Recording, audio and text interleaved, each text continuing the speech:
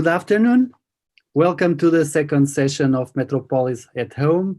We are broadcasting live through the YouTube channel of MetroGov project. My name is Jorge Gonçalves and I am the principal investigator of the research project MetroGov 3C, Governance in the Metropolitan Area of Lisbon in the context of competitiveness, conflict and cooperation.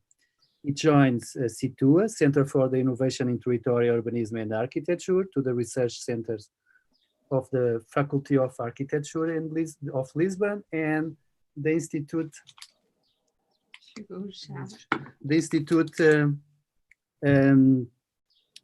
of Geography and Spatial Planning, also of the University of Lisbon.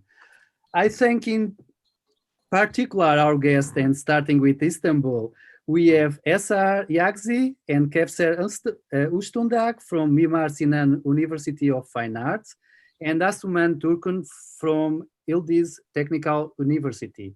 And in New York, we have Christopher Niedt from Hofstra University. So everyone immediately accept the invitation. I hope you don't regret for it. So I want to hear you some brief notes from your experience and your affiliation. I don't know. I can start with Istanbul. Asuman, can you introduce yourself? Some brief notes, please. I'm an urban planner and I work at Yıldız University. Do you want me to the comments or just introduction? Just a brief introduction. It's okay. It's okay. Okay. I work especially for urban transformation all over the city, also historic centers. Okay. Thank you. Thank you. Kevser? I'm an urban planner working on the Mimar Sinan Fine Arts University. And then I work on especially for the bicycle and pedestrian, and especially for human-oriented transportation planning and the social side of transportation planning. Okay, thank you. Eser? Good afternoon. Thank you for the invitation. I'm a doctor instructor at Mimar Sinan Fine Arts University. I studied architecture, but I don't call myself an architect. My core subjects are environmental design and inclusive discriminative discourse analysis in spatial studies. Okay, thank you. And thank you. Finally, New York, Christopher Niedt. Hi, I am academic director. You introduce director. yourself. Oh, hi. Okay. I'm academic director at the National Center for Suburban Studies at Hofstra University, which is a university located about 10 miles east of New York City in the suburbs. I teach sociology at Hofstra, and in my work at the center, oversee a variety of projects, but mostly those focused on suburban sustainability and the growing demographic and political change within American suburbs. Okay, fine. Thank you. So I also use this moment also to thank Margarida Santos and Pedro Pinto for their immense work in supporting this session. So it's important to give this message also. So we can go to our session, and I want to make a very short framework or give you a very short framework, because it's important to understand what we want to discuss in this session. After the presentation of our guest and the MetroGov project, it's still worthwhile to contextualize the discussion we'll have here. Therefore, we would very much like to end this conversation with a more clear picture of the impact and change that the pandemic has brought to the metropolitan areas by taking advantage of two of somewhat equivalent size, New York with 18 million and Istanbul with almost 13 million persons, but they are in a very different situation in the face of the pandemic problem. Deep crises should not be wasted on what they can offer for a clean resumption of cities, allowing us to put into practice ideas, dreams, or theories, be they personal or those that only circulate in restricted domains. So I want to address two very distinct moments: the present that is still alive, and the future that you can guess from signs that you also can feel or see already. So the our main concern is to look to the present and look also to the future. This is the main concept that I suppose it's important to take in account in order to understand this combination, these two different times, if you want. So we start with the present, and maybe we can start with Istanbul, maybe. I'd like to hear from you about what it was like living in a locked Istanbul and also New York. How did people react? Did they run to the supermarkets, for example, as in Lisbon in the first days? Or do they control and distress each other? What was it almost normal, or was like living inside in a movie? Are there parallel process and dynamics that mess everything up? Did your cities become like ghost towns? What was it different in the inner city and in the suburbs? Different in these two different spaces? I don't know. You feel free to explain what you feel, what you've seen, but just give us an idea from the present. What do you live? What the people living now? Asuman, can you start? Okay. Well, I think we shared similar things because we all stayed at home. I mean, we mostly stayed at home, especially people as myself above 60. We tried to stay at home. And even we didn't use the supermarkets. We used internet opportunities to take. I mean, to take things we need to home, to transfer to home. We even didn't. I mean, we in the beginning we first a bit walked around in the streets, and really it was like a ghost town. We walked in the neighborhood. I mean, we didn't travel to the city center or, first of all those dining and evening actions, evening facilities, and also in entertainment stopped completely. And also, of course, because all those dining, entertainment, and tourism activities stopped, I think the most affected parts of the city, the ghost parts of the city, are the city centers at the moment, especially the high streets where all these establishments are mostly located. Yeah. And I think the effects of this lockdown could be felt the most tragically in those areas. I mean, we really drifted from one one extreme to the other. Okay. In the past, we were talking about touristification, density, and also extreme numbers of people in those city centers, and also less space for locals. We were complaining about these, but now there are no tourists, no locals in those areas. Okay. I mean, in our neighborhoods, of course, we couldn't go out, but we can, I think, talk about this later. Let me say this much. Okay. Thank you, Asuman. Kevser, what do you feel about these strange days? And it's a little bit sad, and I can add some things. The connection is not so good, Kevser. Asuman's, what did she say? Unstable. It's saying unstable, but now it's better. You can try it's again. better. Okay. I can add some things about the Asuman's, what she said about Istanbul. I can add some things about for spontaneous some groups we increase. It's one moment from the WhatsApp, from another group, and then we start making some new kind of network to help each other, not only each other, but help for the health group. It's not only the doctors and who works for the COVID. And it's a very interesting moment to making it just one night after. And also we have 65 older people, 65-year older people. And then in our neighborhood, we arrange the smallest groups for the helping each other. And it's a good sign for the first. I can put some notes. Very interesting. Very interesting. Thank you, Kevser. Eser.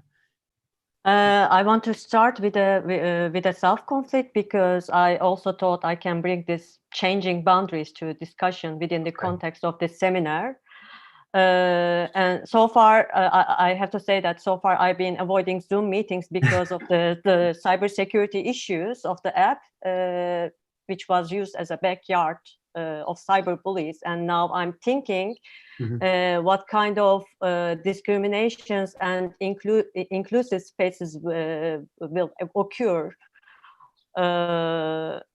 in this crisis. And in these strange times, I've been so much wrapped up with this. As from my students, I'm teaching at the public universities. I see that they don't have enough sources or enough instruments to access to the classes, and also Asuman and Kevser mentioned about these ageisms being 60 plus or minus 20 being more, more confined or limited access to the spaces, newly occurring, newly emerging spaces. So I want to talk about this shift, sudden shift. It's very strange. And I think I'm afraid everyone feels that deeply, and I'm not the only one. Okay. Thank you, Eser. Thank you. So, Chris, talking us about the New York lockdown experience. I don't know, but I suppose that you have a lot to say. And I should say that just even in the first three comments, what each of the other speakers are saying about the experience in Istanbul really resonates with us here in New York, whether we're talking about the change in public space or in educational institutions. There are a lot of commonalities there. My experience is a little strange because even though, as I said, I teach in suburban New York, I live in Lower Manhattan. And I've been locked down in Lower Manhattan. So even though I'm used to being able to speak authoritatively on the suburbs, I really haven't been there since early March. And in fact, I've been very, very stuck in the heart of New York City during this crisis. My partner and my roommates and I were in some ways lucky because we had COVID-19 very early on in early March. And even though we don't know exactly how much immunity is conferred by the antibodies, we've still been it's made us a little braver about venturing into urban space, venturing outside and just walking around the neighborhood. And I think initially what I saw was that the streets were very quiet, the businesses were shuttered. You could hear birds chirping in Manhattan, which was a new experience, which was very different. You weren't near Central Park, but you could still hear the birds chattering in the trees because it was just so quiet and there's no vehicular traffic. It was also very clear from early on that the economic strain that was felt by many was almost immediate, but especially the working class workers and also the precariously housed and the homeless. You saw, many of the essential workers either became immediately unemployed or were essential workers and forced to continue coming to work and exposed to the risks of transportation. They are the front line, they are also the front line, not only medicals and nurses. That's right. And so you've started to see a slow reopening in April into May as the case numbers declined, as the deaths slowly declined. And a formal reopening just yesterday, like the first stage of a formal reopening. But even now you're seeing, as one of the other speakers mentioned, even now you're seeing that the reopening is segmented by age. You see young people going out in larger numbers because for them, these urban spaces, the spaces that we used to think of as so healthy because they were so well used, are now spaces of danger, right? And what used to be an urban ethics of engaging with the stranger and meeting and engaging with difference has now become the ethics is being distanced and being separated from strangers. So it's been a very, very strange change. Yeah. Thank you. Yeah, it was a good story from your cities, and I want to maintain my question more oriented to the metropolitan layers of governance, and I want to put the question as a metropolitan area is a complex urban space, we know, and where sectoral and territorial levels of power multiply and have to be articulated in a horizontal and multi-level manner. How did this cooperation process in this situation take place in Istanbul and New York? I don't know, but they have communicate in good conditions. The articulation, how was the most important I don't know level of power in this situation? The national, the central, or I don't know. It's it is interesting to see how these different powers, because for example in Portugal we have some questions between the different layers, and I don't know if you see something of these problems in Istanbul and New York. Eser, can you start to give us a first opinion? Sure. I think we are in a sort of a threshold where we have to make sudden changes, sudden strange decisions, like not to embrace each other, shifts that change our behavioral patterns and our ethical codes. Not only physical level, I mean on an ontological level. However, lately we have been observing the recent changes in understandings on cities on a global level. Through the most critical issues such as climate change, urban inequality, varied discriminations, and social beliefs, or related competitive environments in metropolises.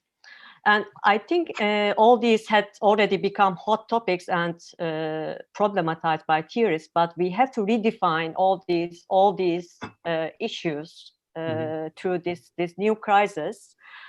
And in Istanbul context, the high-rise for instance, the high-rise residential gated communities have suddenly been pulled down by this virus after decades of urban resistance by urban platforms, and now they would have, I think, all these grassroots would have new issues to deal, as well as some new spaces they would assemble some new. They have to be. They get reassembled. I'm so much confused about all these changes, and I cannot predict all the possible consequences that might occur in Istanbul. Okay, thank you. Asuman, do you have some opinion about this relationship between the different levels of power that we can see in the metropolitan areas? We can, I think, talk about the relationships between the central governments and local governments, and how they cope with each other. And when it comes to politics, for example, in Istanbul, we have experienced that there's a really big conflict between the central government and the local government, and in fact, halted the immediate response to the immediate needs of people. And perhaps this experience showed us the importance of a cooperation between the central governments and local governments, and also a redefinition of their tasks in such situations, and also the importance of leaving aside everything is politics, but in such situations, some ethical values should be more important than those political concerns. And for example, and it is also seen that small groupings, I mean local governments and also civil society, were more successful in redistributing the resources to the people in need. So scale, I mean the importance of scale, I think will be discussed again, because small scale, either this can be neighborhoods or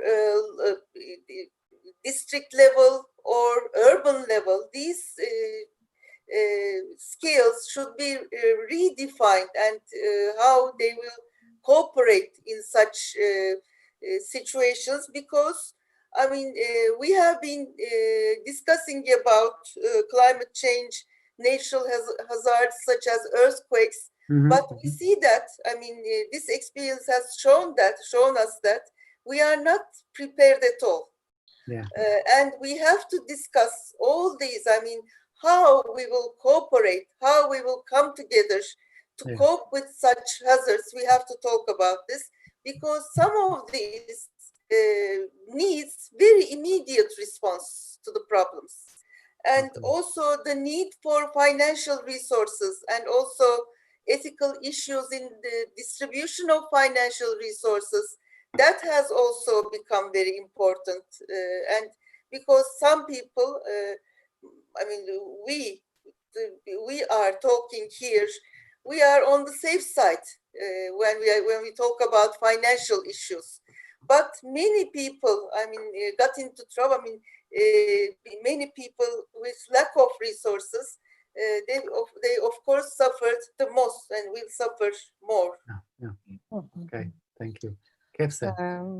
Yes, it is most important one. The virus for affect not only the ours, the whole world, and that's why people can able to understood we have only one target to be get rid of.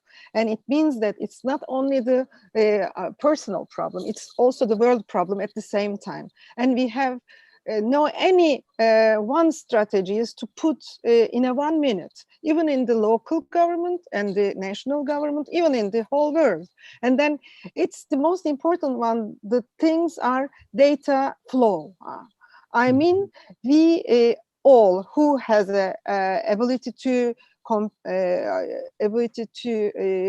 able to monitor the all the data, it was possible to reach all the networks to understand what's going on before us, after, and where we are now, and what are the after effects of the lockdown. And then we had some small experiences, but it's not mature yet.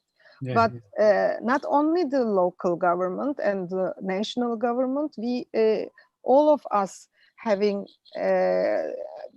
needs to get the new strategies, because we don't have any data in our box now. This is a problem. All the data were rubbish now, and all the data until now we had a use as a tool for the methods and strategies and the things, and all of them lockdown. I mean, the things, and we need to improvise the new things. We need to, we already made some creative things and the innovative things. As we know until now at planning, the sustainability is the most important, and the resilience of the project, all the cities, and the dialoguing to understand each other. And it's all the different subjects and the concepts become only one concept. And we have a struggle and we have a challenge also. Yeah. All these different But, scales. We can talking about the future more later, but okay. it's important Okay. to have your experience and your story about this relation, about different levels of power in Istanbul. I don't know, Christopher, if Chris, if the story for New York it's similar or quite different. I don't know. I think in many ways it is. I mean, obviously there's a story to be told in the U.S. about the failure of this administration, this presidential administration, to adequately respond to the crisis, and the fact that the personality of our president has been so determinative of the effects on real people on the ground I think has shocked many people in the U.S. and probably outside the U.S. But I think that what's also been interesting to watch is the way that, because the federal government failed to respond to the crisis and to manage the response, many state level governors and city mayors and and suburban county executives and mayors have stepped into the void, and they've been called upon as local and state officials to provide this response that we would usually associate with the national government.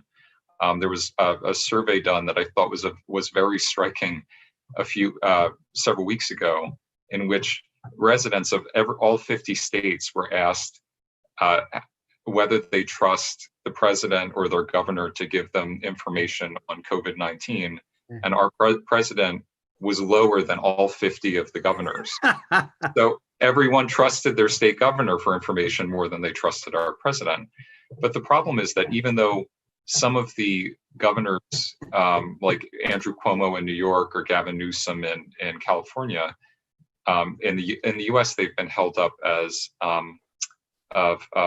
models of sensible response to the crisis and reliable providers of information.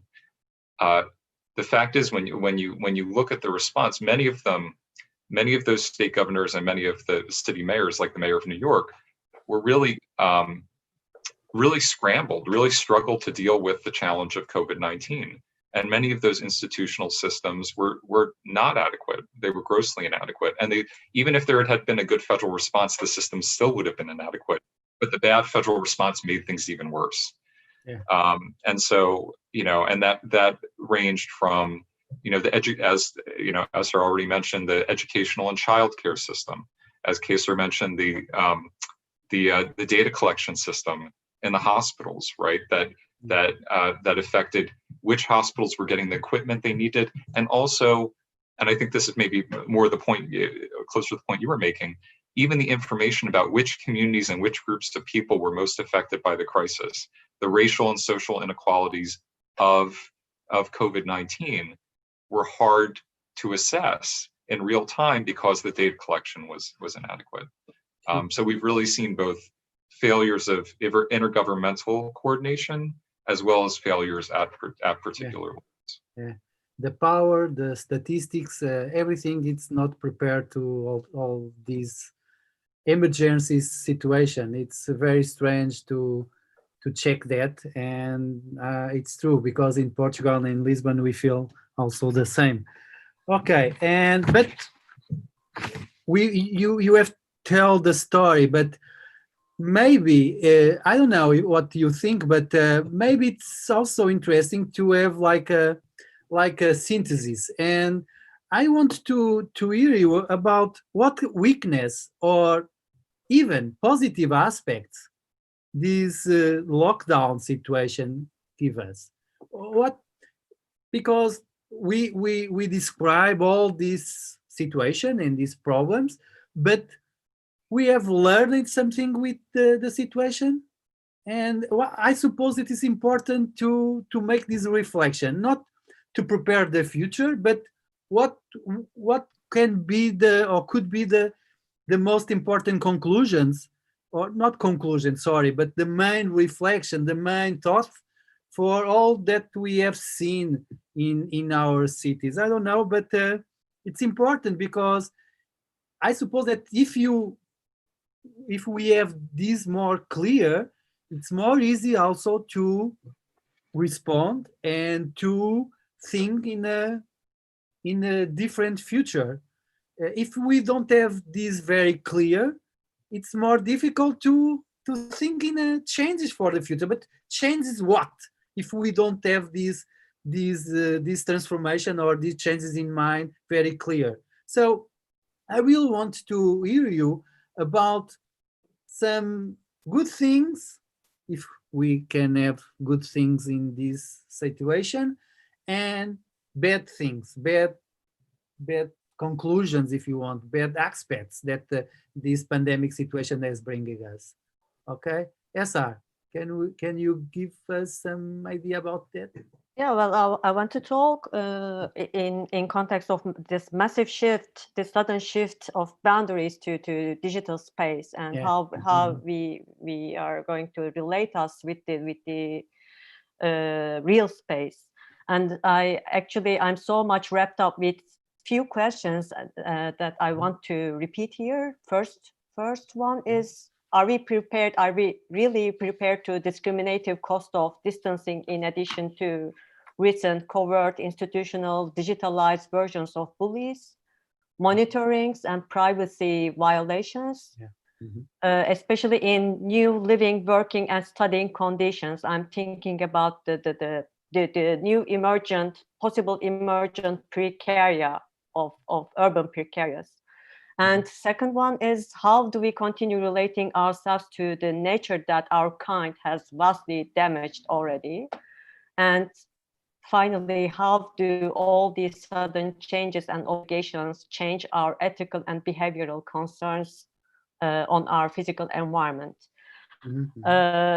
This might lead to some very pessimistic ideas, but still I'm speculating about Istanbul, and I mean, what kind of consequences may possibly occur in Istanbul. For instance, a different version of the Ballardian dystopia of high-rise might collapse and reversed by neighborhood living. But this might also hit a domino cluster, and this might trigger super gentrification in old neighborhoods, while former dwellers might tend to move to the other cities to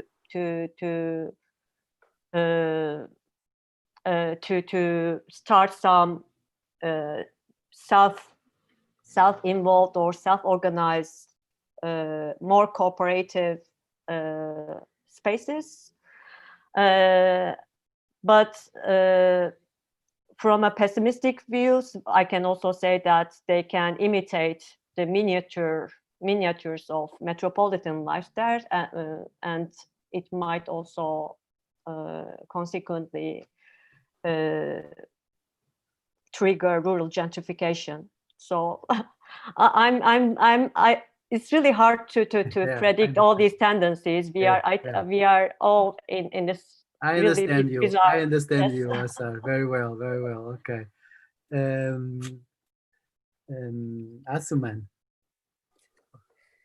Okay, I share many things with Eser, as she talked about many details that we are concerned about at the moment, we are worried about.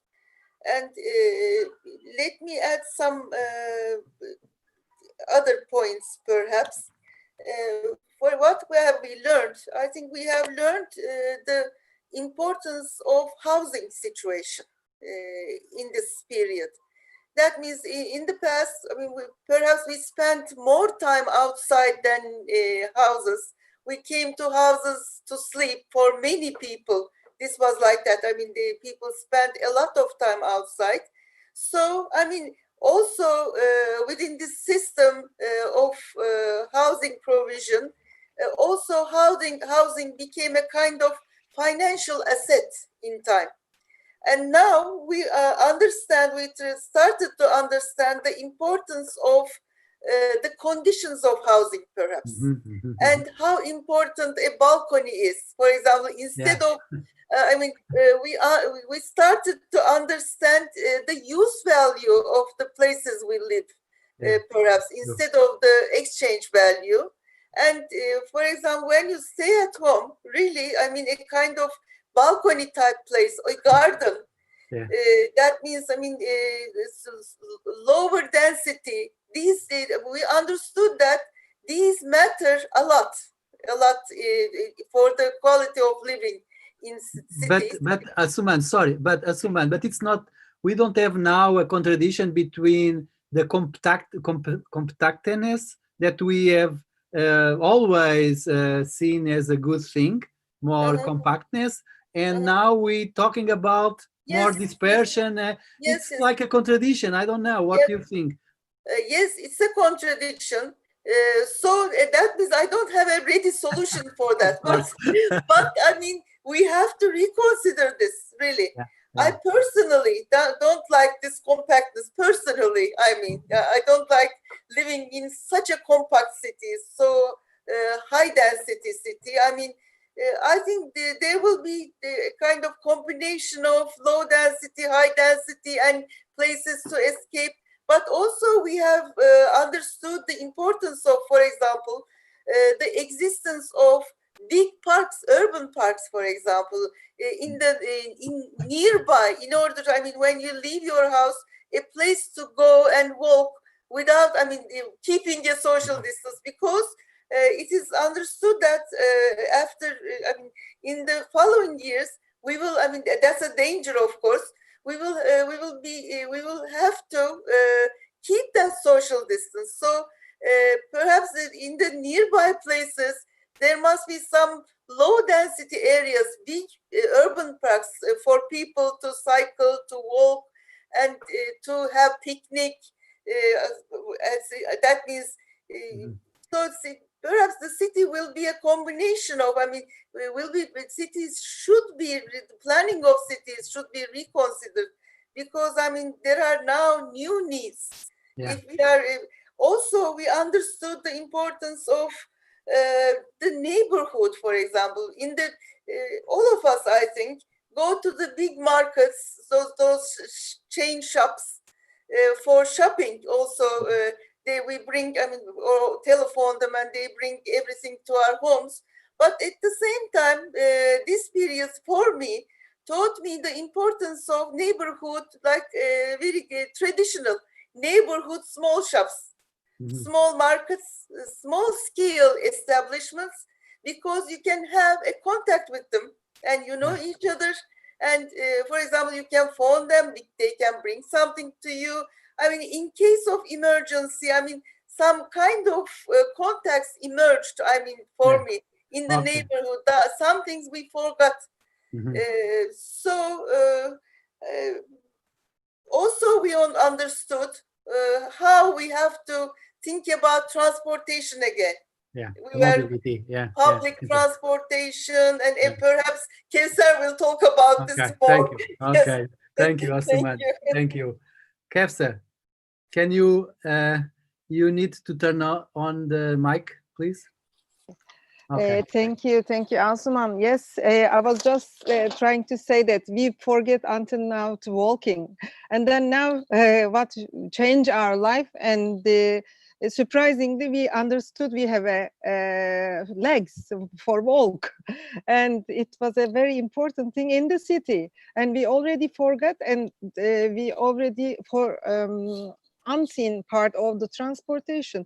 And then everybody starts thinking, oh, it's not important until now, because they're just going to their parking lot. That was enough. But they understood that there is no any sidewalk in their city. They can understand surprisingly good thing. I have a small shop here. I never seen that shop before in my neighborhood.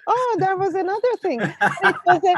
It was an awareness of the environment, living environment, not only the environment of the whole city. The Bosphorus, it's a very nice Bosphorus we had, but we have a lot of things inside of our neighbors also. We have a lot of natural things and the historical things, and it was very important one. We start thinking before going out, and we start thinking we able to start thinking about the choosing the activities, and we put the activities in an order, not only the going out just for consumption.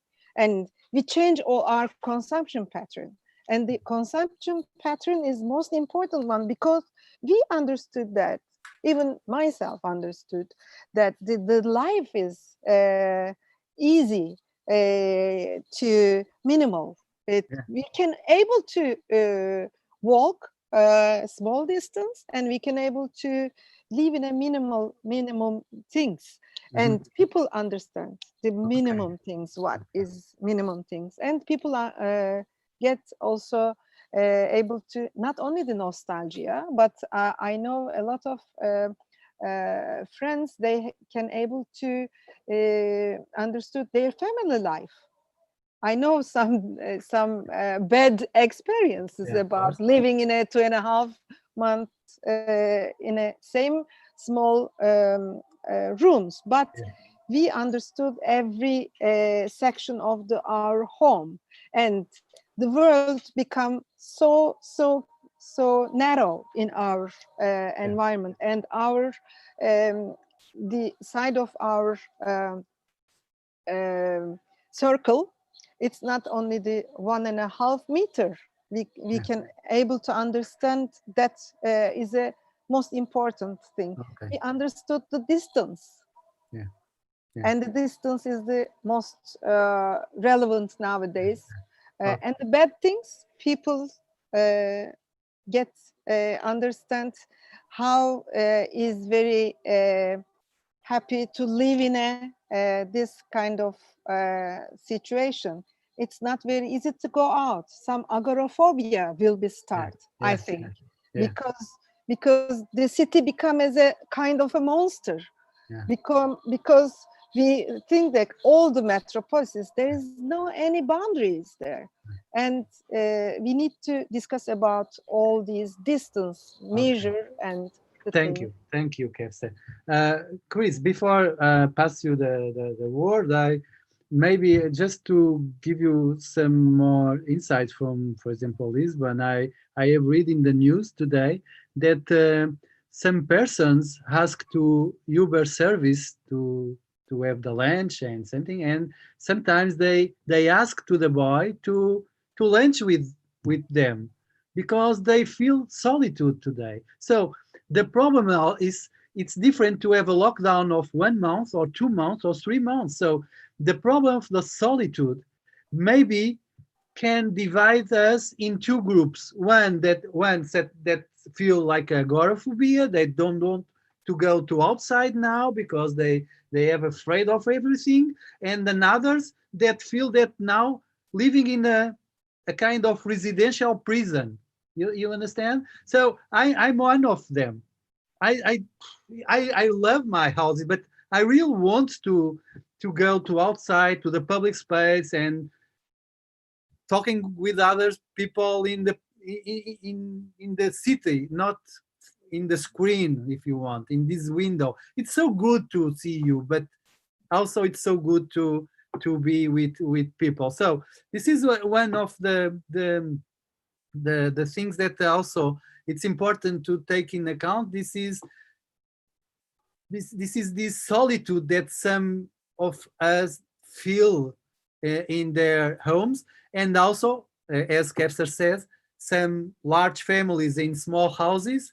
It's not also a good thing, I suppose. Not for a 1 week and 3 months. I suppose it is like a hell. So, okay, Chris, just to say this, you can. Sure. I mean, and go. I think, I mean, as others have said, I think that it's very difficult if we're thinking about what we've learned and what's changed. It's hard to assess that these are still really new phenomena that we're all trying to get our hands around. So if we don't know which changes are going to be short-lived or long-lived, transitory or lasting, it's hard to say what lessons we've taken.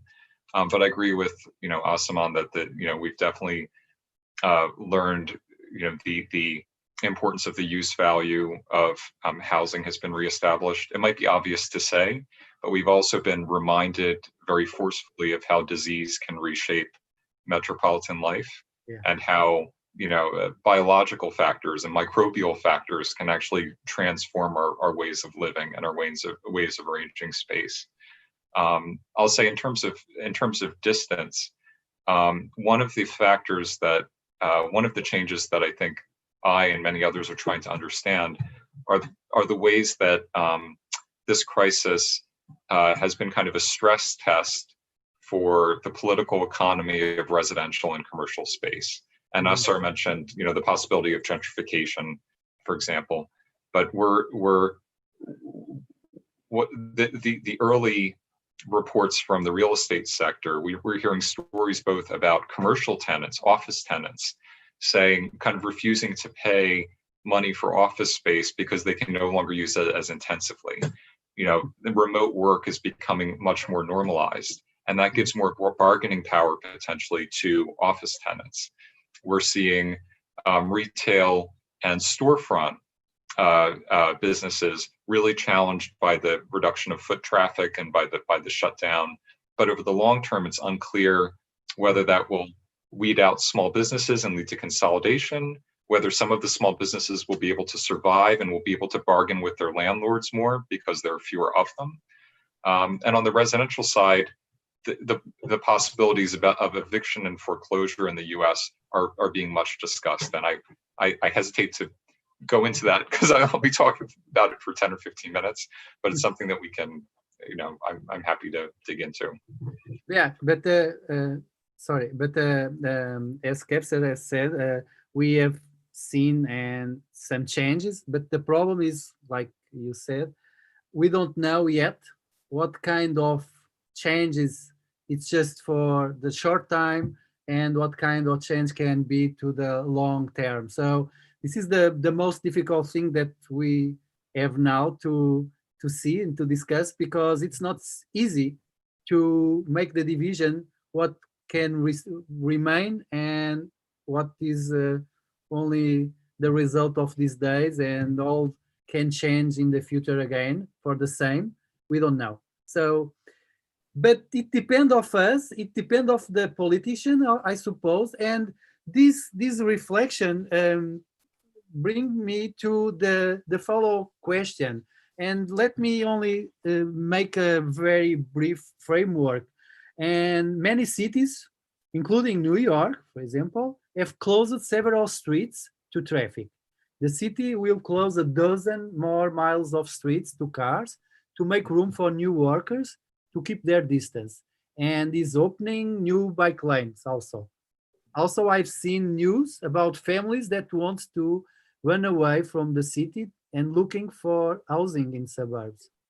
Also in Istanbul, for example, I have seen in the news a survey from a real estate agency company, Cushman and Wakefield, involving more than 1,000 respondents from 300 companies, showed that 86% of all respondents are in favor of remote working at least 2 days in a week in the post-pandemic era. So the workers want to go at home, working at home. And so what kind of consequences this bring to our cities, for example? I suppose it is important. In Lisbon, for example, just also to give our example, some real estate companies also indicate that almost 50% we have increasing search for single-family houses, larger houses, moving to the countryside, etc. So we have seen some changes, more, I don't know, more non-permanent, some more permanent, but more tactical urbanism, if you want.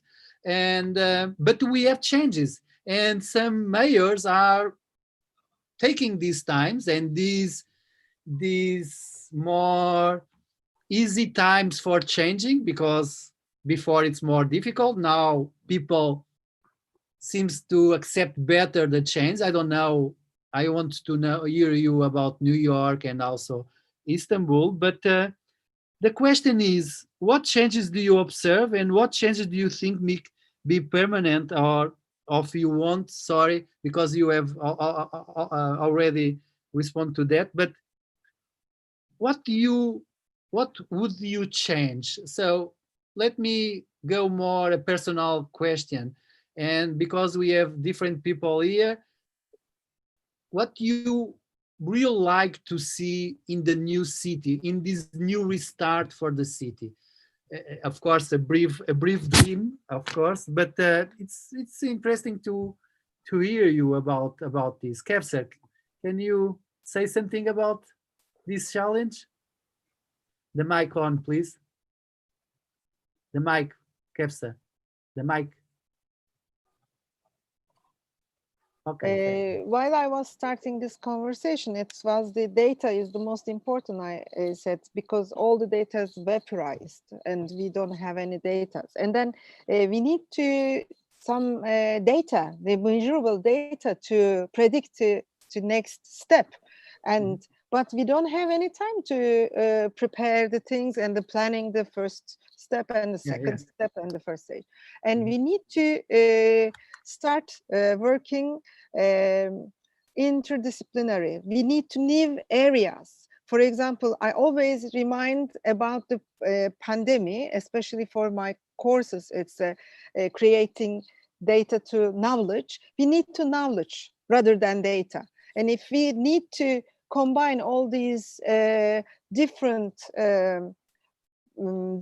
professions. For example, Jon Snow collect during the cholera time, and he collect all the data from the houses, and he tried to find. He's a doctor. He's not a urban planner. He's not any other geographer. But as all of you know, that he tried to understand different thinking, out of box thinking, to put the map, all the data. And then he starts counting all the houses and the neighbors. And then he found a new solution for that reason. He's a doctor, but he found a special pump who is giving infrastructure for the one neighborhood. It has a cholera inside virus. And then he saved thousands of people during that period. And we need some kind of this doctor who deal with this subject about the geography and the planning and because we need to share all the answers to put the new questions to understand the new situations, and especially for the designers, industrial designers, start making a new kind of masks for the doctors and for the whole of us. And we need to make all these different areas, and also to create measurable, observable data to make it more spatial, because we understood that the physical things is not enough for the living in a city. We need to create another phase. We need to create another thinking to find a new situation and innovative improvement. And the local is the most important. And the local, not only the city locals, but also the villages and the creative ideas. We also need self-sufficient environment, self-sufficient neighborhoods. And this will help for what is next questions, because if we ask the real and true questions, and we need to create a new ideas, out of box ideas also. Thank you, Kevser. Asuman.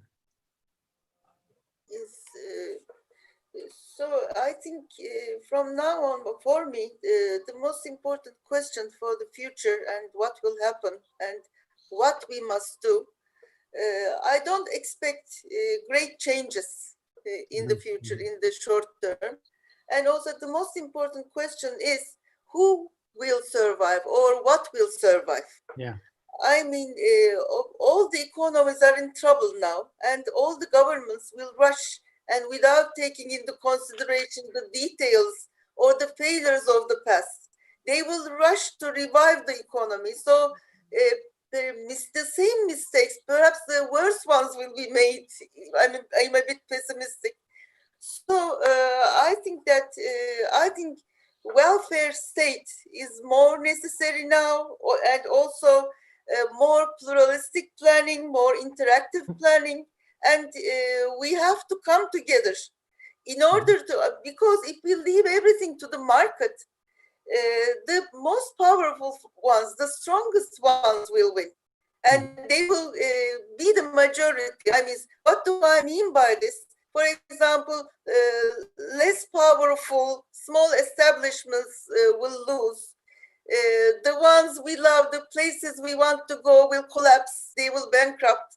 The stronger ones will survive in this market because, I mean, there's economic crisis, and the ones who are stronger will be, I mean, will have more chance to survive. So that's why perhaps we have to push the government, local government, also civil societies to come together to protect or to provide some, let's say, positive positive discrimination. Positive discrimination to the places, to the groups that are in danger of being extinct, let's say. So we have to be more careful. We have to be more cautious about the places we love. Some public spaces, common spaces. We want to come together and help them to recover themselves. And positive discrimination is necessary for that, and push the governments to make good plans for the future. Because if you leave it to the market at this stage, I think everything will be worse. I mean, this will be a harsher. But Asuman, it's possible to change these forces, the importance of the market. It is possible in this political situation, or it's only a dream? And I mean, we have the power. I mean, some kind of power through civil society organizations and the things we do among ourselves. I mean, by, for example, in order to protect the places we want, we love, we have to, for example, go there together to make them live. Also protect the places we love, the common spaces, public spaces, and some things are in our hands. Of course, not everything, but I'm pessimistic. I mean, I believe everything will be worse than before because now this is a harsher world and we are in economic crisis. So the most powerful will win more. I mean, in my opinion. Asuman, it's you have reason, because in all crises, I hear every time we need to change the paradigm. Okay, we need to change. In all crises, I hear the same idea. We need to change everything. And when we finish the crisis, when the crisis finish, all the things are worse because the system is go more forward and more deeply in their forces. And it's interesting, and I understand and I agree with you in this pessimistic view if you want. But you are not aligned, you're not according with all the feeling that we can hear and read, because all people are very, it's important to have a lot of hope in the change. Eser, have you hope also in the future? Well, I actually, I'm still confused though, but I think there are some things that, some achievements, some changes that we can already diagnose at least we can both agree that the most common lesson that we can get from this situation is this planet is not melting itself, but by global warming, which is mainly caused by our species. Yeah. And our lives depend very much on our coexistence with other life forms, and we can. There is a potential to build a new conscious towards this damage, and regardless of our privileges that we recently gained through our very human productions and consumptions, we can possibly change our tendencies. Because we came to realize that we are actually under danger of self-extinction. So this post-COVID normalization is now the only utopia that we can only achieve if we rethink on our ethical boundaries, as well as the national and cultural boundaries that makes us pragmatic about our environment. So the green post-industrial societies or the financial centers of transnational firms should face off the environmental damage of their productions that they cause in other vulnerable geographies, and stop exploiting others when building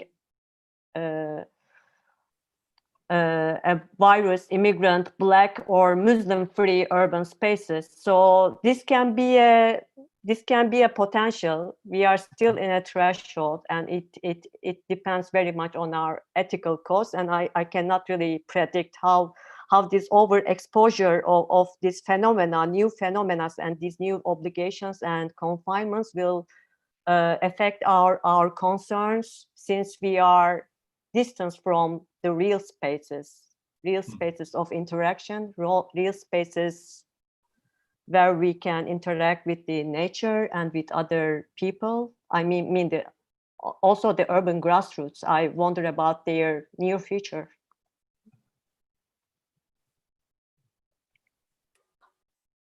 Thank you, Eser. It's true. It's not easy, but also let me remember, it's also usual when we have not a crisis, but like a very deeply problem. I remember tsunami, for example, and all the things that in special planning, for example, and all our activities, we need to take in account the problem of the tsunami. We have prepared for the tsunami, and all people talking about the tsunami, and the future is how to prepare for the tsunami, the system of alarm, the system for defense, and everything around tsunami. A lot of years around the same problem, and we forget the tsunami, I suppose, and now comes the virus, and all the things is around how we can manage the social distance, how we can use the public space, how it's not possible to use the public transport, so we need to use more bikes and more walkable distance, for example. And it's good things, the proximity, the nearby something, the service around us. So in the future, I suppose that it's possible to see some changes, I suppose, and the data show us that some people are now preparing for this future. In Portugal, people wants to leave the city, go to the outskirts, so and have a good internet in order to work from home. So it's interesting to see that it's not clear, but we have some signs. I don't know in New York if only this tactical urbanism, or you have more information about the possible change that we can have in. I mean, I think that what comes to mind when I think about hope and when I think about utopia in New York are really, and in U.S. cities and suburbs generally, have been the tremendous wave of protests taking place across our country over the last 2 weeks, which for many of us have provided, I mean, it's funny because in some ways they are a return to normalcy, and that we're seeing these large protests, large gatherings without social distancing in public spaces. We're seeing people in the face of pandemic still activating these public spaces and coming out to demand change. And it's been amazing to watch the shift in national public opinion and in governments at different levels in response to these protests, which have not faded or diminished over 2 weeks. And it, I mean, for those who, and I apologize, like I don't know how much of this news or this social movement history has traveled internationally. So forgive me if folks already know about this history. But I mean, this wave of protest is in some ways really a culmination of over 7 years of work, and plenty more organizing before that, but like 7 years of work organized under the Black Lives Matter banner. Periodic protests and uprisings that have taken place almost yearly since 2013 to mobilize people in the US against racism, against police violence, and against state violence and mass incarceration. Those movements organized under that banner have also really highlighted and brought the issue of racial injustice to the foreground of American political debate. And I think that, I mean, there are a couple interesting things here. One of them is that these protests have in some ways been tied to COVID-19. The protests I've attended, the protest leaders have made that connection, that the people who are affected by police violence are also the ones who are disproportionately dying from this disease. And some of them have described this as kind of twin pandemics, right? The pandemic of police brutality and the pandemic of the disease. And so we're really starting to see some changes. Like one thing that's been noteworthy is seeing kind of the limits of authoritarian repression of protest. You know, that the attempts by local police departments and by the president, you know, with the encouragement of the president to suppress these protests, have only further built public sympathy for them and created additional momentum for change. I don't know if I don't know if the news has traveled, but a couple days ago, the city of Minneapolis, which was where the George Floyd killing took place, that sparked this entire wave of protest, announced that they're going to dismantle their police department. That in the United States is tremendous, almost unimaginable 2 weeks ago change. But it comes back to kind of circle back to the points that all of the folks from Istanbul are making. The next question is, okay, what can we imagine instead of policing as it's been done? What forms of mutual aid, what forms of civil society, what forms of innovation will take the place of policing and will create, whether that's new forms of ensuring public safety that are more grassroots, whether that's, as Asuman said, kind of the expansion of the welfare state. But and again, as you were saying, Asuman, the question and the moment of danger is at this point, like we're starting to see, because of economic crisis, all of these governments, city governments and state budgets are cutting their budgets. And on the one hand, the activists in the streets and their public supporters are saying, and again, this is, to me, is incredible, you are going to cut the police in this time of crisis, economic crisis, when usually the elites kind of defend property, right, and circle up the police and invest in police. They are saying you are going to cut the police department rather than cutting social services and welfare. And that's potentially very exciting. But on the other hand, will those governments have the investment and the capacity in those social services? Yes, they might cut the police departments, but will they have the capacity to expand the state in the ways that people need? And so that's what I think remains to be seen.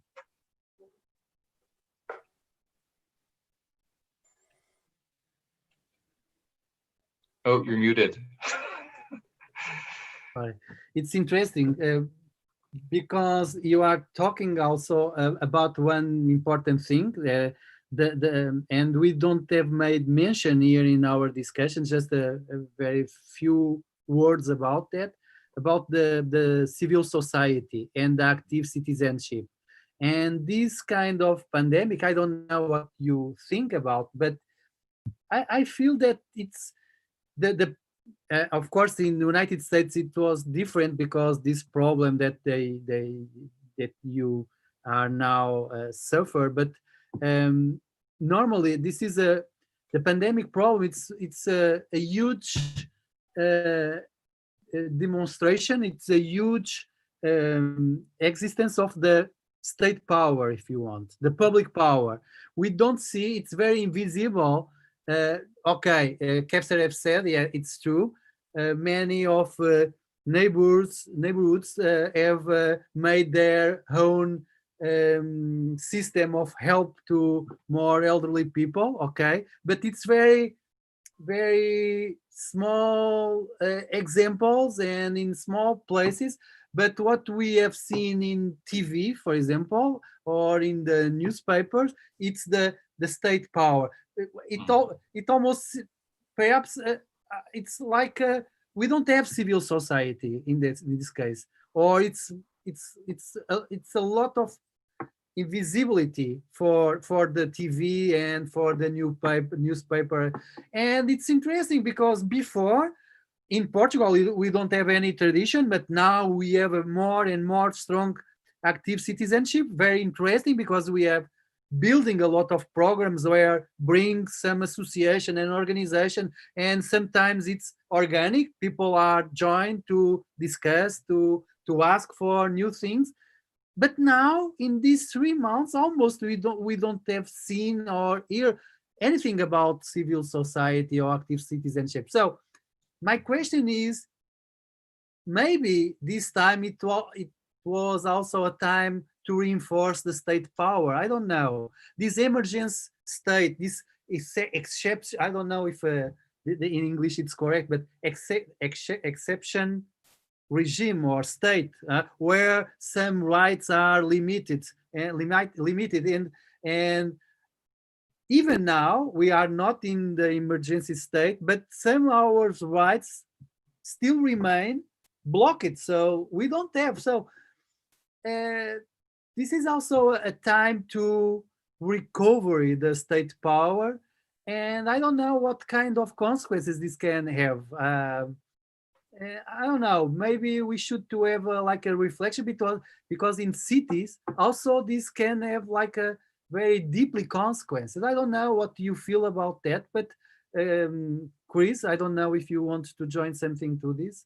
I mean, I would say that I can certainly see that danger, but I think in an odd way, yeah, the recent failures of the state potentially strengthen civil society and create more openings.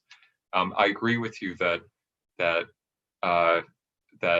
one of the weaknesses of civil society and of grassroots mutual aid is that they're often, at least in the U.S., less reported in the media. So I have friends, for instance, in Minneapolis who are very involved with community defense and organizing support for businesses and for residents who were affected by the fires in Minneapolis. Mhm. But many of those stories really weren't told. One of the things that I think is interesting about civil society in this protest wave, though, and potentially makes it much stronger and more difficult for the state to control, is that you're seeing the emergence of multiracial protests, Yeah. both in urban centers and in suburban locations, which is relatively new.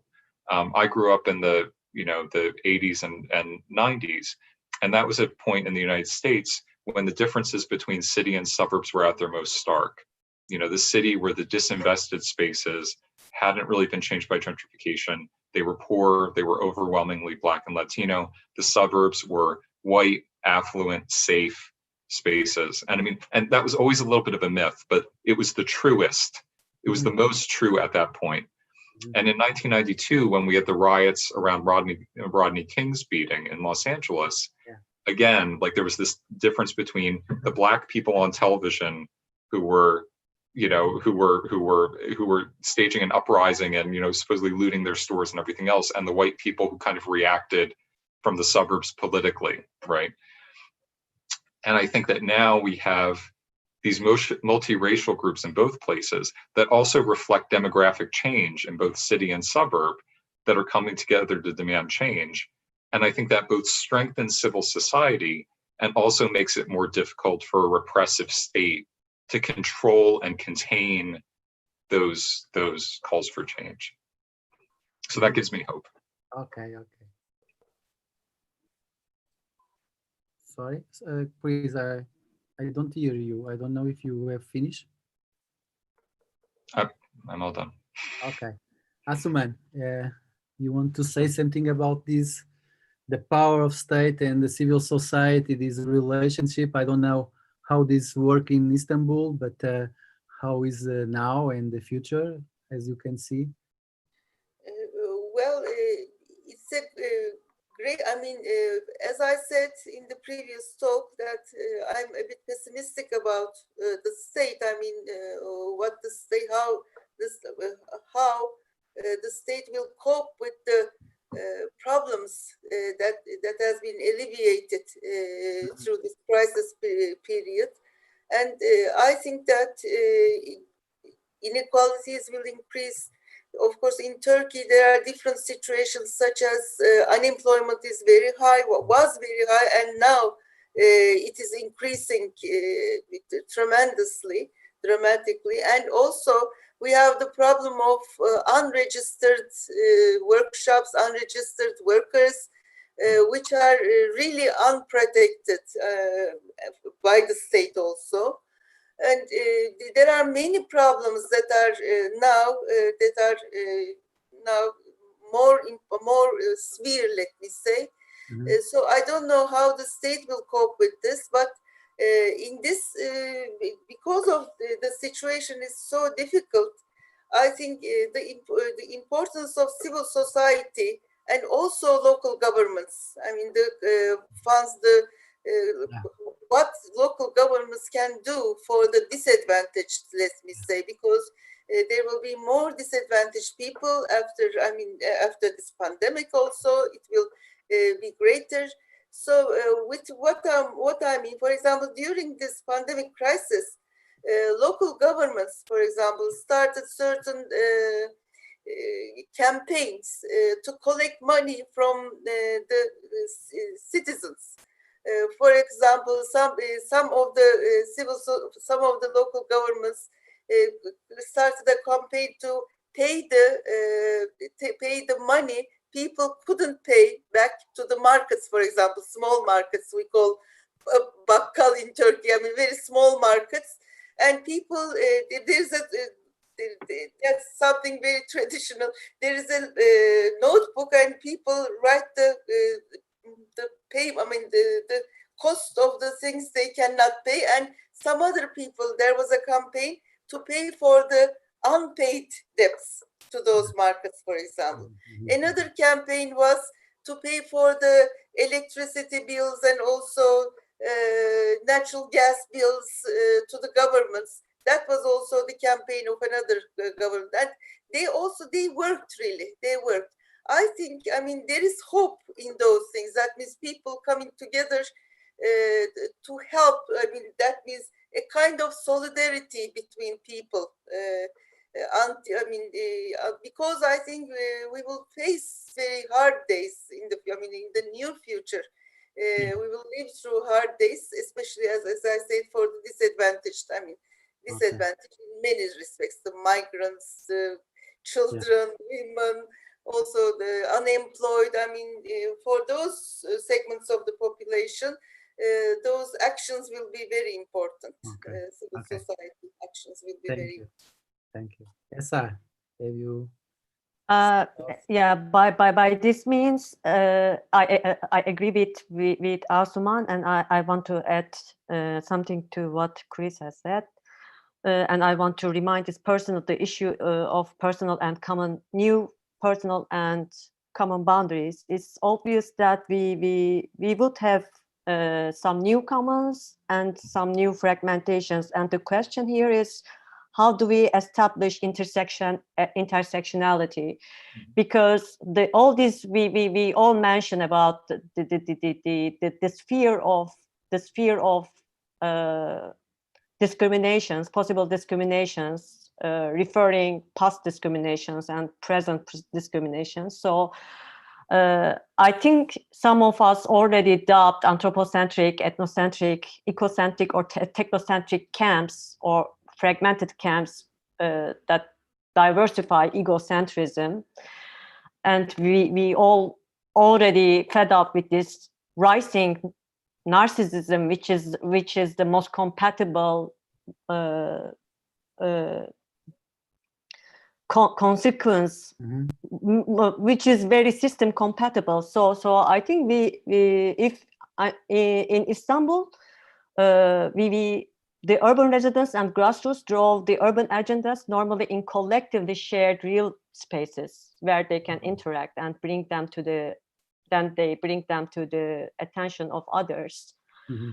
But did you see some changes now in the city, and the people organizing some new events and some new constitution or some new, I don't know, what is the dynamic of the city and the civil? I think Gezi protest is a milestone. It's still a continuing movement, and we have learned to think that self-organize our groups and to build our intersectional spaces. So that's a very good legacy that harms suppressive mechanisms, and that's the potential for future. And which also gives inspiration to present convergences, as Asuman mentioned, like these neighborhood solidarity and substructures initiated by the metropolitan municipality, like Council of Children, Climate Change Act Plan, Academia Istanbul, where people can come together and discuss the possible risks. So there is hope, but there are also so many risks to think. Okay. Before Kevser, I give you the floor.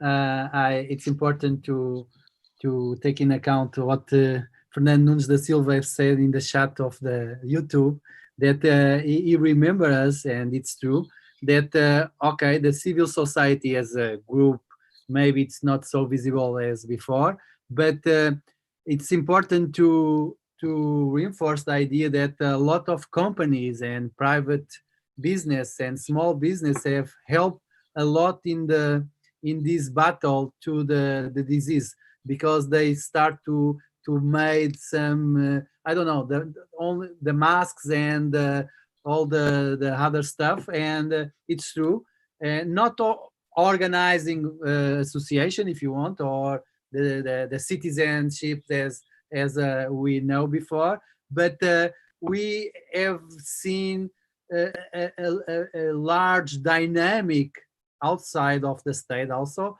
in the fight of the disease, or to help to this fight. It's true, and this is important also to take in account. And the second, also, I don't know if Kevser wants to use this or not, but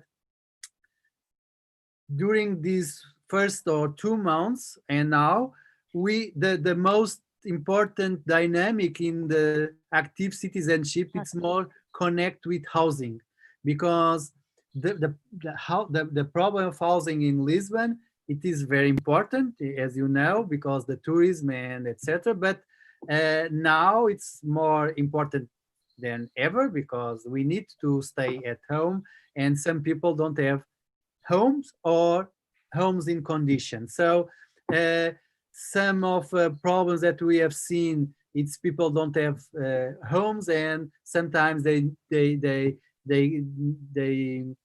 put outside from the owner. So we can see some activity of these organization in the defense of these families and these situations. So it's more invisible, it's true, but we have some important exceptions that I want to reinforce and highlight here. Okay, Kevser. Yes, as Eser mentioned about the intersection space and the tolerance space, we need to look another window, because the process of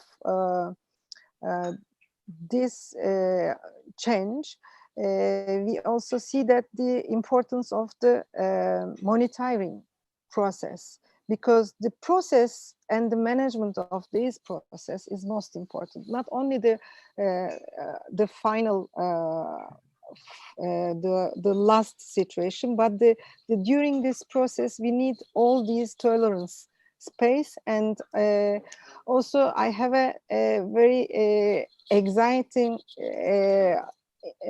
example, because the last week, we work with in the Zoom. We made meetings. 3 greater municipality transportation managers. It's not very easy to make them to see with all the other activist groups at the same time. And then we were around 200. I said we because I have another process about being an academician and being a part of the civil society as a association about the Streets Belongs to Us, the founder of this group. And then we can able to find the time to discuss about 3 greater municipality ideas, and to put and to say something about okay, we need to create a new solutions about the bike lanes and the biking. It's not only the writing, it's not only the physical thing to make a bike space. It's important, more important than the culture of the this situation, the other side of this situation. Until now, since 20 years, we never find this kind of big, I said 200 people, we were around this meeting. And then I saw the YouTube, how many people watched that idea, that meeting. And we see that 1,500 people at the same time. It can be possible to reach some people while this process. But the most important one, I believe that it's trying to find these boundaries, and for the local municipality or the state needs to make action. And it's not very easy to put an action, but the civil society can be possible to put an action and to get the solutions while they are monitoring this process. And the new forms of welfare, I think, it's the hidden things in all these process. And I always believe that we need to find the needs, because the new normal, it's not very easy to put the normal for everyone, because walking for my normal, but running for another one, and driving another one. If they can try to find a normal, it's not a very easy concept to find a new normal. But we need to look at the old normal, and we need to find what are the needs of the all citizens, and we need active citizens also, because the important and other things we need to simplify. While we were talking about all the YouTube or meeting, and it's very easy to reach if anyone to have a internet, or we can able to create a lot of leaflets, icons, graphic, new I mean, simplify the messages. And the messages, we need some information, informatic signs and symbols to not to make a kind of simple things, but simplify the knowledge is most important. Okay. And even in the local municipality or the state, and as we know, our health authority create a lot of signals and signs for the avoiding the 1.5 meter social distance. But we need to monitor as a voluntarily, and also increase the information, the whole kind of information, even in the as being an academician, city planner, we don't need to talk about the jargon. It's a resilient city, or the micro mobility, or the intelligent city. We need intelligent city, but we also need intelligent people who are living in a city, because we need to simplify all the things, because everybody understood that as a part of the responsibility, as a part of the solution. If they have any responsibility, they become more important as an active citizens. Okay, thank you, Kevser. Kevser, I also want to ask you, because we are at the end of our program, our session. I don't know, maybe if you want to give us some final words, Kevser, and I give the floor to all the others. But Kevser, just to say a few words about this experience, about the future. What do you want? Some final words to close the session, and also I give the floor to the others also after. Yeah.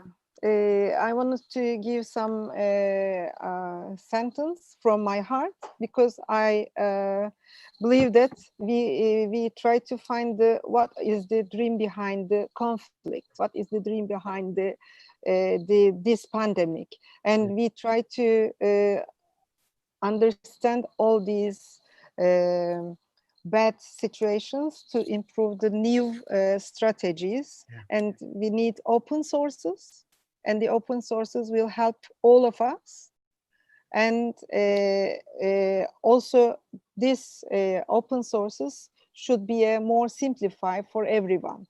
Until now, the accessibility for everyone, it means only the transportation, but I can able to say that access, not only accessibility, and the important saying that the simplify the knowledge for everyone. Okay, thank you. Thank you for inviting us to this Metropolis. So nice. Asuman, the final words, please. I also thank you, George, for inviting us. It was a very nice discussion, and I think we have to continue talking. So when you are talking to each other, by seeing each other, really, I mean, you generate new ideas together. The collective intelligence, I suppose. This is the collective intelligence. Okay. Yeah. And I hope we come together again in public spaces, face-to-face interaction becomes possible. Of course, in a wiser way, wise. We have to be wise, as Kevser says, we have to be intelligent, we have to be wiser to protect ourselves. I mean, with the nature also, all the living things learn to live together without destroying everything other than us, or we also destroy ourselves. Of course, as I said, let me repeat again, I think solidarity will be the most important thing in the near future. I think we have to come together, help the disadvantaged, because in the near future, we will have more difficult times because of the crisis and all those difficulties. Okay, let me say this much. Thank you. Thank you, Asuman. Eser, I will hear something from you also. Thank you for inviting us. It was really nice, and I come up with many more questions. It was really enriching, and it's harder to talk after Kevser and Asuman, as I totally agree with them. And what I can add is, in Istanbul context, our collective urban and environmental memory had already been traumatized by so many massive urban operations, whereby people somehow lost their sense of belonging and their will for reclaiming rights. So let's not lose the hope, and well, maybe in such a threshold, we might not overcome all the suppressive mechanisms or convergences, because yet we don't know the possible consequences. But at least we can try to save our memory of the relation that we have constituted with this city, with the streets with the neighborhoods of the city, and also the lives that lives in the fringes of the city. I mean, most of the cities. So to finalize, it's important, I want to repeat that it's important not to forget the urban spaces and things that matter, and not falling into this laziness provided by media technologies. So I suggest walking and roaming in the city as much as possible, by taking, of course, pandemic precautions and being concerned about other lives. Yeah. Okay. That's it. Thank you. Thank you so again. much, Eser. It was a pleasure. It was so nice. I'll hear you. And Chris, it's your turn, and we want to hear something to close this session from you, from New York, from United States. I don't know. What do you want to say? I thank you so much for the invitation. I think that one of the, as I was saying a few minutes ago, I find the current protest wave very hopeful, and one of the things that I find hopeful about it that's often been overlooked is when people try to think about what's going to replace things like policing, they're looking to other countries, they're looking to other places in the world for models, because we really don't have enough of them here. And so it's a hopeful moment when people in the United States actually, for once, like look to other places in the world for good ideas for how to change what we do here. And I think that's also an opportunity for hope. And as Asuman said, to build kind of global solidarities that didn't exist previously. Okay, so good, so nice, beautiful moments. Thank you to all. And I hope that we can see after, but face to face. Chris in Lisbon, Asuman and Kevser and Eser also in Lisbon, all together in a restaurant, take a lunch or coffee. Okay, thank you so much for your contribution and your participation. See you. Bye-bye. Bye. Thank you. Bye-bye. Thank you. Bye.